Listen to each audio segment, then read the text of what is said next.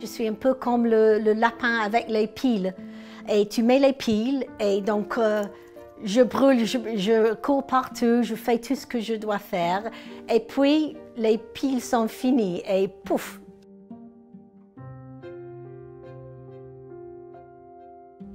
La PTTA, c'est une maladie rare, une maladie de sang, un problème enzymatique. Le sang devient des thromboses.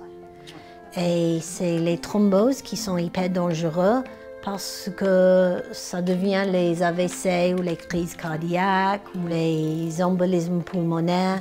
C'est très difficile à diagnostiquer, mais c'est vraiment cette rapidité de diagnostic qui sauve les vies. On est suivi normalement tous les 3 mois, donc il faut qu'on descende à l'hôpital, on fait une prise de sang et donc là on attend les résultats. Le pire du monde, c'est le moment que le téléphone sonne et tu vois afficher le numéro de l'hôpital. Eux, ils appellent pas pour dire « Oh, bonne nouvelle, les chiffres sont bons ». Ils appellent seulement quand c'est pas bon. Donc ça c'est l'appel que tu veux jamais recevoir. J'ai rechuté 2 fois, mais il faut essayer de ne pas en penser tout le temps. Parce que ça, c'est pas bon pour la santé mentale, ça te détruit. Pour moi, honnêtement, le pire, c'est la fatigue. Tous les jours, je décide ce que je vais faire parce que je sais que j'ai pas assez d'énergie pour tout faire.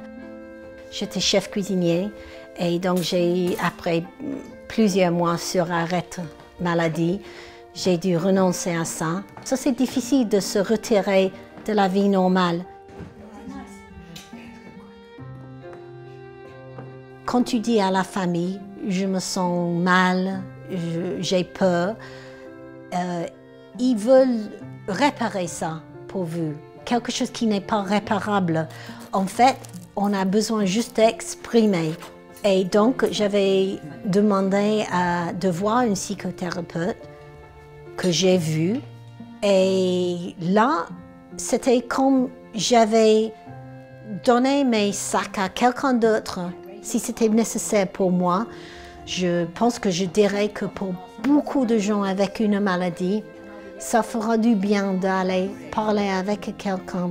Nous, on a une association, Adam TS 13. C'est formidable d'être entendu par les gens qui ont la même maladie rare que toi, qui comprennent exactement quand tu commences à parler de la fatigue. Ah oui. La diagnostic et les prises en charge des patients, ça a beaucoup amélioré. Les médecins, ils font tout ce qu'ils peuvent pour moi et je suis reconnaissante de ça et il faut que moi je vis ma vie heureusement et donc il n'y a pas grand-chose qui est aussi important que la vie. La vie est belle, il faut en profiter le plus que possible. C'est ça, la vie est belle.